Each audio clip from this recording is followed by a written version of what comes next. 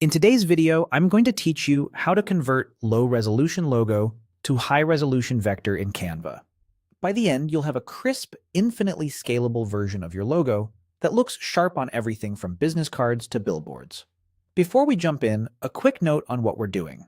Most low-resolution logos are raster images made of pixels, which get blurry when you scale them up. A vector, on the other hand, is built from mathematical paths, so it stays perfectly sharp at any size. This process is ideal for simple or flat-colored logos with clear edges and minimal effects. Open your design in Canva and look to the left sidebar. Click on Apps. This opens Canva's app library in the side panel, where you can find tools that extend what Canva can do. If you don't see the sidebar, make sure you're in the editor view, not just the home page. In the Apps panel's search bar, type in Vectorify. This is the app we'll use to automatically convert your logo into a vector. Vectorify works best with clean shapes, high contrast, and limited gradients. If your logo meets those conditions, you'll typically get excellent results.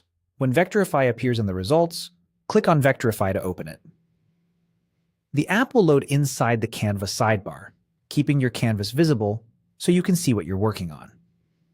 You're now in the right place to run the conversion. On your canvas, click the logo to select it. The process assumes your logo is already placed in your design area. Logos with transparent or solid, non-busy backgrounds generally convert more cleanly, and crisp edges tend to produce smoother vector paths. With your logo selected, click on Convert to Vector in the Vectorify panel.